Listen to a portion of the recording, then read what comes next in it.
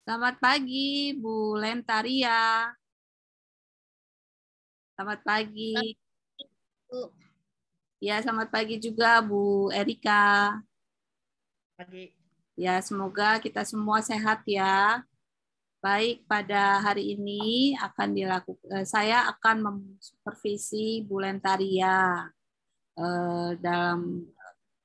Dalam hal ini mungkin ada yang atau di bagian mana Bu Lentaria akan menilai diri.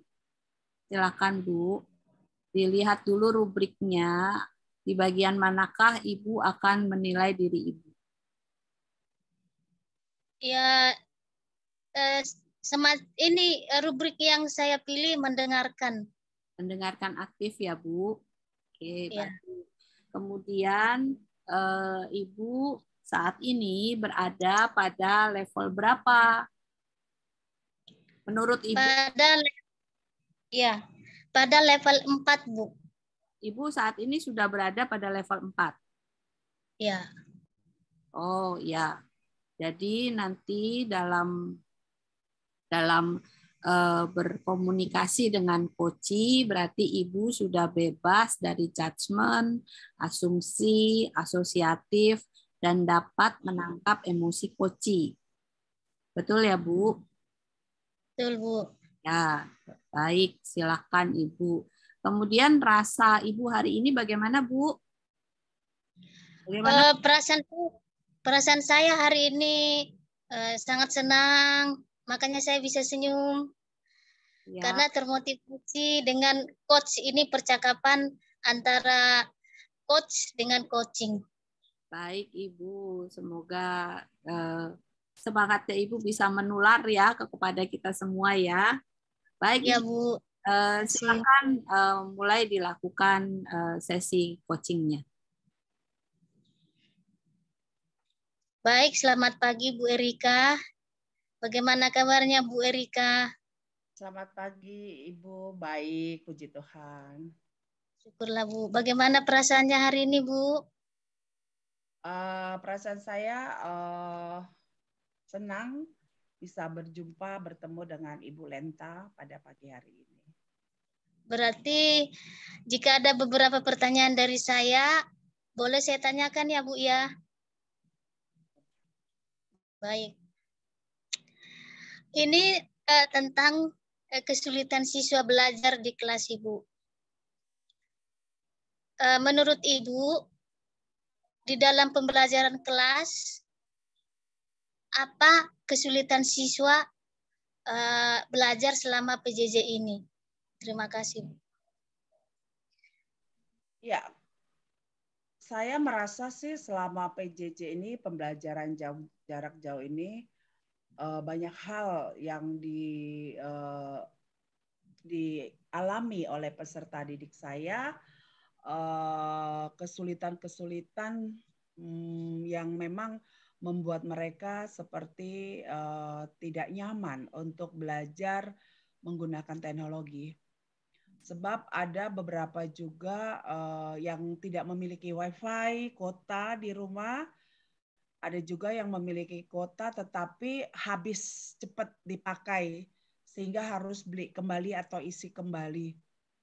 Jadi kendala-kendala yang beberapa saya sebutkan tadi merupakan hal-hal yang saya observasi untuk saya catat dan kemudian saya melakukan tindakan atau treatment kepada peserta didik saya untuk bisa mengatasi kesulitan-kesulitan yang mereka rasakan sebagai bentuk daripada kekhawatiran saya yang akan menyebabkan mereka menjadi lost learning. Ya, itu terus terang aja menghambat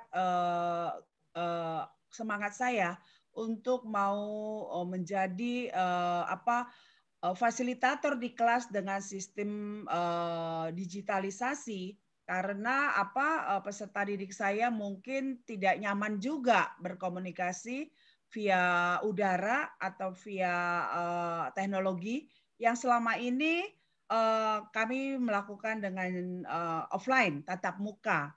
Jadi kesulitan-kesulitan yang saya sebutkan tadi itu membuat saya harus mencari treatment-treatment atau kiat-kiat khusus, dan akhirnya peserta didik mau kembali lebih bersemangat belajar. Baik, Bu. Tadi Ibu menyebutkan mengenai kendala-kendala dalam belajar, misalnya internetnya, ataupun kuotanya, ataupun yang lain yang menjadi kesulitan belajar selama PJJ. Yang mau saya tanyakan, sejauh mana Ibu dalam mengatasi kendala-kendala tersebut supaya pembelajaran di kelas berjalan dengan lancar? Apakah ada solusinya dari Ibu atau bagaimana? Terima kasih. Ya, kalau berbicara sejauh mana ya, mungkin pada langkah pertama yang saya lakukan adalah saya membuat mereka itu merasa bahagia dulu, ya, walaupun tidak memiliki alat bantu, tidak memiliki gadget yang membuat mereka dapat melaksanakan mengikuti PJJ, ya. Saya bisa berkomunikasi dengan mereka, mendengar voice note mereka dari WA saja dulu, terhadap harapan-harapan mereka dan apa yang mereka kira-kira bisa buat untuk tetap bisa mengikuti pembelajaran secara PJJ. Karena mereka sendiri sebenarnya peserta didik itu yang memang selama ini sudah kita terlena dengan pola offline, membuat mereka itu merasa memang nggak pas untuk melakukannya, dan terkesan mereka itu akhirnya apa ya, guru mau perhatikan syukur, nggak perhatikan juga syukur gitu. Jadi upaya-upaya yang saya sudah lakukan ya seperti tadi, bahwa saya membuat perasaan mereka senang dulu dalam kondisi pembelajaran jarak jauh ini, Bu. Baik, terima kasih. Tadi Ibu mengatakan membuat senang dulu siswa tersebut, nanti dengan adanya waktu mendengarkan voice note dari siswa tersebut dan sebagainya. Kemudian dalam hal ini, apakah sekolah memberikan solusi untuk kesulitan belajar ini, atau hanya cukup yang seperti Ibu bilang tadi? Seperti itu. Terima kasih, Bu. Ya, sejauh ini peran daripada sekolah tempat saya bekerja masih berusaha untuk membuat sarana dan prasarana itu bisa diakomodir untuk diadakan di sekolah. Tetapi kembali kepada kesulitan individu yang dimiliki oleh peserta didik itu sendiri. Mereka itu ya tadi dengan latar belakang mungkin tingkat pendapatan daripada kedua orang tua atau kendala-kendala secara perekonomian di dalam rumah mereka, itu menjadikan mereka akhirnya kembali tadi tidak semangat, dan pihak sekolah pun berusaha membuat terobosan atau langkah-langkah yang bisa mengeliminasi kesulitan-kesulitan belajar peserta didik ini. Yang saya amati adalah mereka sudah melakukan misalnya meminjamkan ruang komputer ya, untuk boleh peserta didik yang tidak mempunyai kuota itu datang ke sekolah, diagendakan mereka membuat jadwal atau antar guru itu mengkelompokkan mana yang pada hari Senin, Selasa, Rabu, Kamis sampai Jumat untuk sekitar 5-8 anak bisa hadir ke sekolah menggunakan fasilitas sekolah, atau juga sekolah sudah mencari informasi kepada guru yang bisa mungkin menampung 1 atau 2 peserta didik untuk bisa datang ke rumah guru tersebut mengikuti pembelajaran jarak jauh, agar siswa-siswa yang mengalami kendala atau kesulitan untuk bisa tetap mengikuti PJJ itu bisa terlaksana walaupun tidak baik, tetapi mereka mengikuti proses belajar mengajar setiap hari. Demikian Bu Lenta. Terima kasih Bu atas jawabannya. Dengan adanya kesulitan siswa belajar ini, tadi kendala-kendalanya mengenai alat-alat komunikasinya, misalnya WiFi error ataupun HP-nya mungkin tidak ada karena kondisi keadaan orang tuanya. Di dalam hal ini, apakah siswa tersebut masih semangat belajar? Ibu perhatikan selama ini,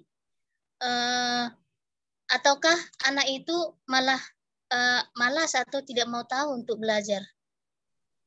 Seperti itu, Bu. Pada awal PJJ tahun 2019, terus terang aja itu down banget ya. Katakanlah kalau dalam angka presentasi itu ada di posisi 80%. Semangat siswa itu memang tidak adaptable ya. Mereka bahkan tidak eligible sama sekali untuk mau mengikuti PJJ. Lalu di tahun 2020 ada peningkatan yang tidak signifikan, tetapi dari angka yang tadi bisalah di angka menambah 5%. Jadi anak-anak mulai sadar apa sih artinya PJJ dan device alat bantu apa yang mereka seharusnya dan sebaiknya miliki. Kemudian juga orang tua sudah memiliki strategi mungkin untuk berupaya membantu anak-anaknya membagi bagaimana menggunakan device handphone atau laptop di sekolah atau di rumah sehingga mereka memiliki semangat belajar yang tinggi. Dan pada tahun 2021 untuk angka bisa saya naikkan sekitar 85%. PJJ ini sudah berlangsung dan terlaksana dengan cukup baik sehingga peserta didik itu sekarang tidak lagi mengalami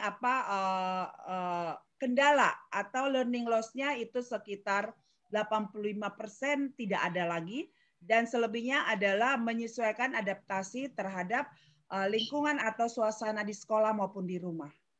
Seperti itu, Bu. Baik, Bu. Terima kasih. Ternyata selama PJJ 2 tahun ini, siswa itu makin lama makin mengalami kesadaran bahwa PJJ ini ibaratnya bukan hanya main-main ya, artinya ini serius juga dalam belajar. Lalu kesulitan belajar ini apakah hanya kesulitannya itu di WiFi ataukah karena tugas yang menumpuk yang diberikan guru sehingga siswa itu mengalami kesulitan, mungkin stres jadinya,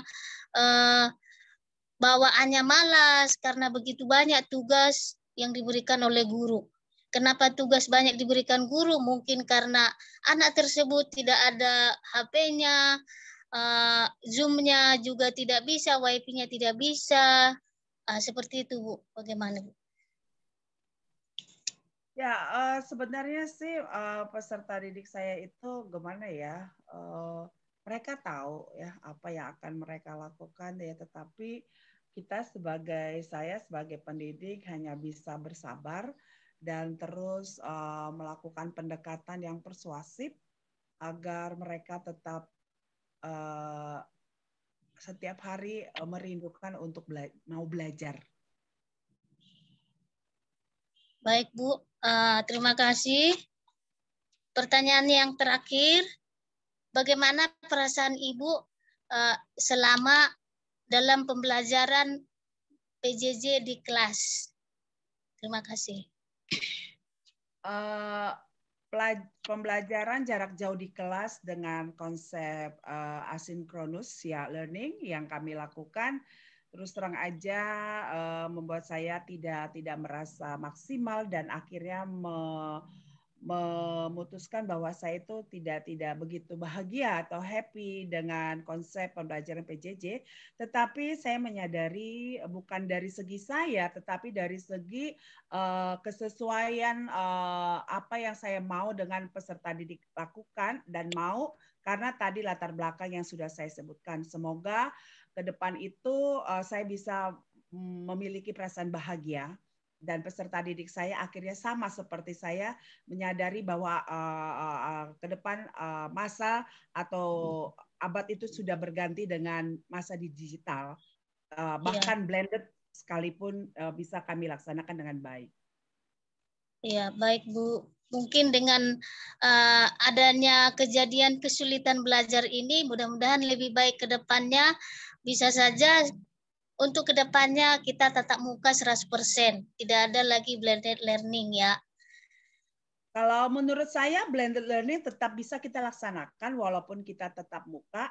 Ya, karena sebelumnya saya juga melakukan blended learning ya, walaupun kita tetap muka tanpa ada pandemi. Dalam konteks khusus saya sebagai guru menguasai beberapa aplikasi yang saya misalnya kalaupun ada tugas luar atau hal-hal yang tidak saya inginkan terjadi, misalnya kondisi kesehatan yang kurang maksimal, saya melakukan blended learning. Walaupun peserta didik itu belum adaptasi pada saat itu, tapi saya tetap mengarahkan.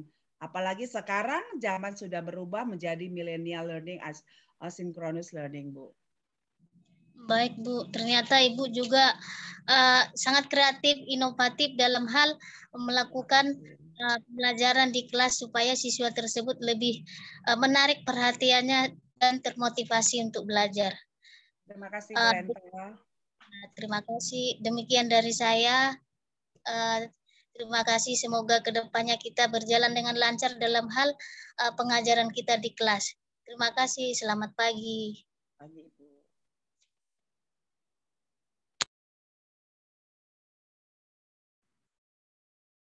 Iya, baik. Terima kasih Bu Lentaria. Ya, terima kasih juga kepada Ibu Erika. Bu Lenta, saya ingin menanyakan kepada Ibu bagaimana Ibu menilai performa Ibu dalam kegiatan percakapan berbasis coaching ini. Silakan Ibu. Saya menilai, mengamati dalam percakapan coaching ini sangat menarik ya. Apalagi bersama Bu Erika itu pengalamannya udah banyak, puasanya lebih luas daripada saya. Saya perhatikan tadi mengenai kesulitan belajar yang seperti yang dijelaskan Bu Erika, meskipun meskipun tatap muka tetap diadakan pembelajaran semacam PJJ. Ya, jadi di situ dengan adanya seperti itu siswa juga tertarik dengan adanya variatif dalam hal pembelajaran, mungkin dengan menggunakan video, menggunakan poster dan lain sebagainya. Ya. Begitu Bu dan saya. Terima kasih Ibu. Saya ingin bertanya lagi, mungkin yang ingin saya tanyakan adalah bagaimana Ibu menilai diri Ibu? Oh, menilai diri saya sendiri. Bagaimana? Kalau saya sendiri menilai ya saya di dalam pertanyaan itu kepada Bu Erika, saya melihat tadi kan temanya mendengarkan aktif. Saya melihat itu saya masih kurang mengena pertanyaan saya kepada Bu Erika. Meskipun tadi ada semacam saya bilang kesulitan, langkah-langkah apa, solusinya seperti itu. Ya. Saya belum pertanyaan itu belum maksimal saya berikan ke Bu Erika seperti itu. Ya, baik Bu. Tapi pertanyaan berikutnya adalah saya coba untuk ini, saya ingin tahu pada bagian mana dari percakapan Ibu tadi yang Ibu merasa, oh ini udah baik nih, gitu. Yang mana Bu? Pertanyaan sebenarnya itu pertanyaan yang berbobot itu ya, mengenai kesulitan belajar. Oh, tentang kesulitan belajar ya. Itu yang menjadi ya, oke. Baik, kemudian untuk yang apa yang Ibu rasa harus dikembangkan lagi? Menurut saya yang harus dikembangkan Yaitu mungkin dengan pertanyaan-pertanyaan yang lebih mengena lagi mengenai kesulitan belajar, Bu. Baik ya. Nah, kemudian dari apa yang sudah Ibu kemukakan tadi, kemudian di awal Ibu sudah mengatakan bahwa saat ini Ibu sudah berada pada level 4, pada mendengarkan aktif. Nah, selama Ibu melakukan percakapan berbasis coaching dengan Bu Erika, apakah Ibu sudah mencapai tahapan itu atau bagaimana? Silakan Ibu. Ya, kalau saya perhatikan sudah mencapai karena di situ tidak ada emosi ya. Pertanyaannya memang terbuka dan terbukanya itu tidak terlalu dalam seperti itu. Hanya memang jawabannya itu jawabannya memang benar nyata di kehidupan sehari-hari seperti itu. Baik, terima kasih Ibu. Nah, kalau begitu boleh saya menyampaikan pendapat saya dan pandangan saya saat ini? Boleh ya? Boleh. Ya, terima kasih ya Bu. Baik Ibu, tadi saya sudah mendengarkan apa yang Ibu melakukan percakapan dengan Bu Erika. Tapi sebelum saya lanjutkan, saya mau nanya dulu nih. Tadi yang menentukan permasalahan siapa ya? Apakah Bu Erika ataukah Ibu? Yang menentukan permasalahan saya sendiri. Oh, Karena saya yang tentang kesulitan belajar ya Bu ya. Oh iya, baik. Ya, saya lanjutkan lagi ya Bu ya. Baik, dan dari situ saya melihat bahwa ini hal-hal yang sudah baiknya dulu ya Bu ya. Tadi ketika Ibu Erika berbicara, lalu Ibu mengulang kembali, itu merupakan hal yang paling bagus. Ya paling bagus, keren banget. Ya, saya suka dengan itu. Jadi Ibu bisa mengulang kembali perkataan dari Bu Erika. Itu bagus sekali, Bu. Dan saya berharap ini bisa dikembangkan lagi, ya Bu ya. Oke. Kemudian ini mohon maaf nih. Oh ya, mengenai apa yang saya sampaikan tadi tentang hal yang sudah baik ini, bagaimana menurut Ibu? hal yang sudah baik itu ya menurut saya ya bagus juga, senang gitu ya. Tapi untuk kedepannya kita lihat juga situasi kondisi untuk apakah siswa tersebut nanti tatap muka 100% atau tidak. Tadi Bu Erika menyampaikan meskipun tatap muka tetap diadakan pembelajaran secara PJJ.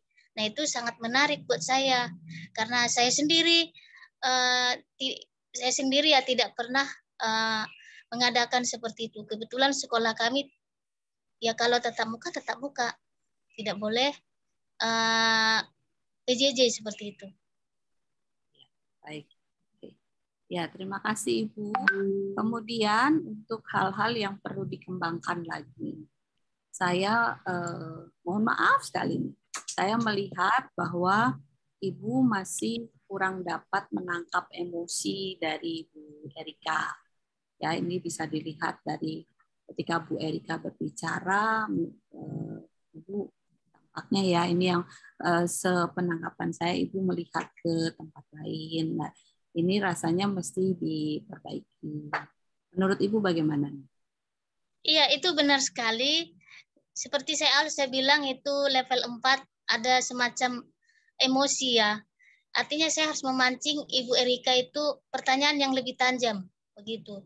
Tapi saya kembali lagi saya harus semua level itu harus mencakup pertanyaan saya. Misalnya semacam pertanyaan berbobot. Jadi di situ di level 4 pertanyaan yang bersifat terbuka. Jadi saya tidak kepikiran ke emosi ini. Seperti itu.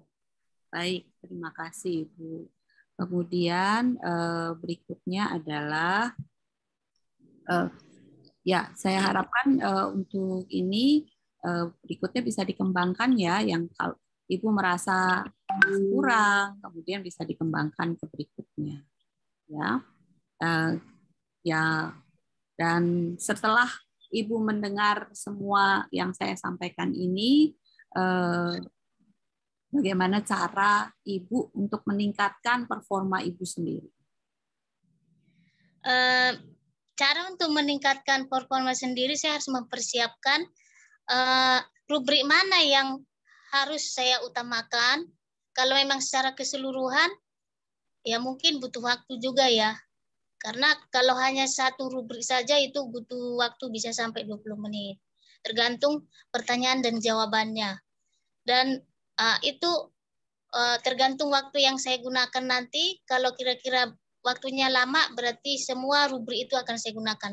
Tetapi kalau waktunya singkat, salah satu saya ambil rubriknya, lalu saya susun pertanyaan yang akan saya coaching, kemudian sesuai dengan aturan percakapan itu tersebut, lebih teliti lagi, lebih hati-hati di dalam bertanya dalam menghadapi guru penggerak seperti itu. Baik Ibu, ini yang Ibu ceritakan tadi tentang apa? Tentang proses coachingnya ya. Jadi tapi untuk ibunya sendiri nih, yang saya maksud tentang ibunya sendiri gitu loh. Bagaimana Bu? Ya itu tadi, untuk kedepannya saya sendiri, saya harus mempersiapkan dulu pertanyaan-pertanyaan itu. Ya, saya buat tidak mendadak seperti itu. Temanya apa, pertanyaannya seperti apa, dan itu yang sifatnya itu terbuka atau tidak, ada emosi apa tidak, seperti itu ya. Tidak bisa dengan ya hanya mengarang begitu saja dengan dadakan begitu Bu. Baik Bu. Ini mungkin sebagai apa ya, pendapat dari saya, jadi kita bisa urun rembuk ya. Jadi ketika Ibu akan melakukan coaching, sebaiknya permasalahan itu munculnya dari coaching. Jadi bukan dari Ibu. Itu. Yang penting Ibu siapkan adalah niatan Ibu, kemudian fokus pada komunikasi atau pembicaraannya nanti, sehingga kemudian nanti pembicaraan itu bisa berlangsung lancar. Jadi pertanyaan-pertanyaannya atau masalahnya itu bukan dari coachnya, tapi dari coachingnya. Iya, begitu ya. Bisa ya Bu ya? Baik. Baik Bu. Terima kasih, saya sudahi sampai di sini. Selamat pagi. Terima kasih Bu Lestaria. Semangat dan selalu sehat ya. Oke. Salam sehat selalu. Baik.